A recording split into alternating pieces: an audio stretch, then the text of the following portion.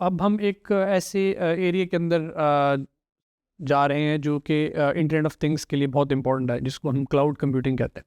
तो basically cloud computing है क्या? It is basically on demand delivery of IT resources over the internet, यानी कि इंटरनेट को इस्तेमाल करके आईटी रिसोर्सेज यूज़र्स को देना, ये क्लाउड कंप्यूटिंग है। तो बेसिकली जो मॉडल है वो पे एज यू गो मॉडल है। आपने जो चीज़ इस्तेमाल करनी है उसके आप पैसे देंगे, और एक्सेस कैसे होगी? APIs के थ्रू, वेब पोर्टल्स के थ्रू, या CLI जिसको कहते हैं command line interface.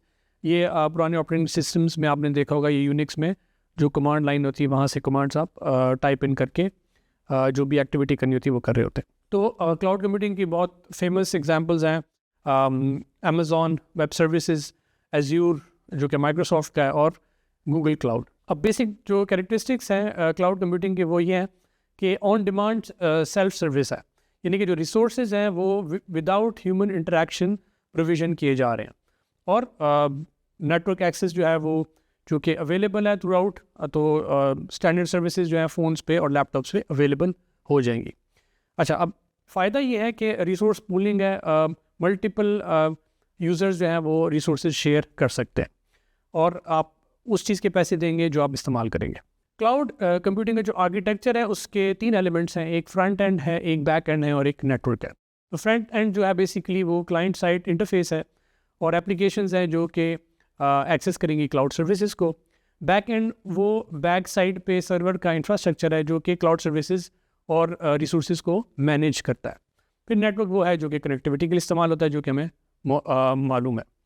Delivery models जो है वो 3 हैं, एक है पब्लिक, एक प्राइवेट, और एक हाइब्रिड क्लाउड।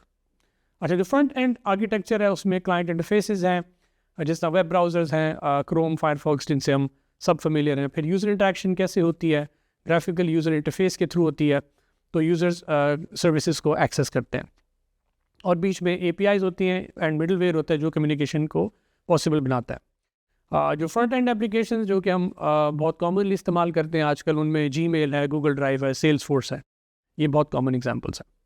जो बैक एंड आर्किटेक्चर है वो डेटा स्टोरेज सिस्टम्स हैं, लार्ज स्केल स्टोरेज सॉल्यूशंस जो कि मौजूद हैं, जहाँ पे डाटा जो वो सिक्योर होता है। फिर वर्चुअलाइजेशन टेक्नोलॉजी है जो कि रिसोर्स पूलिंग को पॉसिबल बनाती है, और कंप्यूटिंग पावर को एफिशिएंट के थ्रू एफिशिएंट एलोकेशन होती है कंप्यूट पावर की। इसी तरह मैनेजमेंट सॉफ्टवेयर है जो कि मॉनिटरिंग कर रहा होता है परफॉर्मेंस की, यूजेज की, और रिसोर्स एलोकेशन की। फिर सिक्योरिटी मेजर्स जो हैं वो प्रोटोकॉल्स जो डेटा इंटीग्रिटी को प्रोटेक्ट कर रहे होते हैं और प्राइवेसी को सेफगार्ड कर रहे होते हैं क्लाउड एनवायरनमेंट में। जो क्लाउड सर्विसेज मॉडल है, जिस तरह हमने देखा होगा, आप शायद फेमिलियर होंगे, इंफ्रास्ट्रक्चर एज ए सर्विस है, प्लेटफॉर्म एज ए सर्विस है, और सॉफ्टवेयर एज ए सर्विस है। तो ये तीनों हम देख लेते हैं बारी बारी के इनमें क्या डिफरेंसेस है। इंफ्रास्ट्रक्चर एज ए सर्विस जो है उसमें वर्चुअलाइज्ड कंप्यूटिंग रिसोर्सेज हैं, वर्चुअल VMs या स्टोरेज या नेटवर्क्स जो हैं, ये कंप्यूट रिसोर्सेज हैं जो कि यूज़र को दी जाती हैं।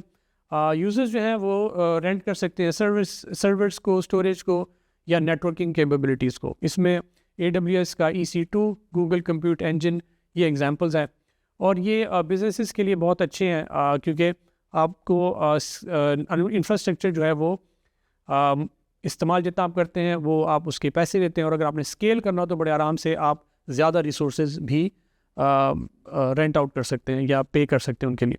कौन सी एप्लीकेशंस कॉमन है उनमें? वेबसाइट होस्टिंग जो है वो कॉमन है, डिज़ास्टर रिकवरी के लिए इस्तेमाल हो सकता है, और बेनिफिट्स ये कि फ्लेक्सिबिलिटी है और कंट्रोल है रिसोर्सेज के ऊपर।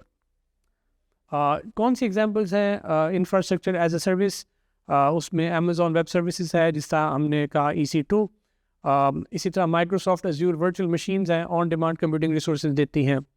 गूगल कंप्यूट इंजन है जो कि वर्चुअल मशीन्स गूगल के डेटा सेंटर्स में रन कर रही होती हैं। इसी तरह IBM का क्लाउड इंफ्रास्ट्रक्चर है जो कि अगेन एक इंफ्रास्ट्रक्चर एज ए सर्विस की एग्जांपल है।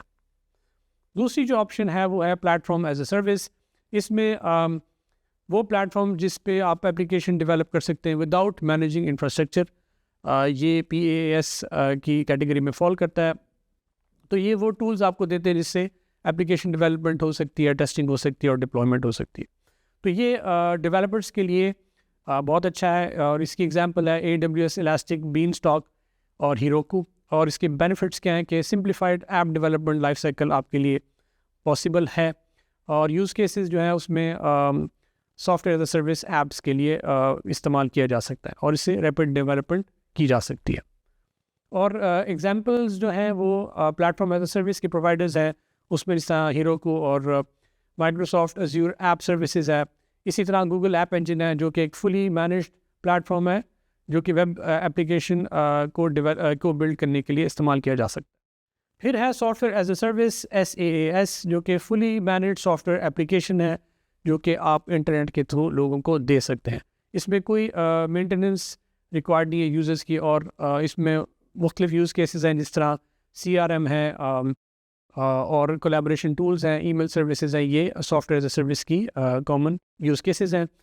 एग्जांपल्स में सेल्सफोर्स है जिससे हम फेमिलियर हैं, लेकिन सबसे ज़्यादा कॉमन एग्जांपल माइक्रोसॉफ्ट ऑफिस 365 है जो कि जितनी भी एप्लीकेशन है वो आपको ऑनलाइन अवेलेबल हैं। इसी तरह ड्रॉप बॉक्स है, आप फ़ाइल होस्टिंग के लिए इस्तेमाल कर सकते हैं। अपनी फ़ाइल्स को वहाँ पे अपलोड कर लेंगे, उसको इंटरनेट पे कहीं से भी एक्सेस कर लेंगे।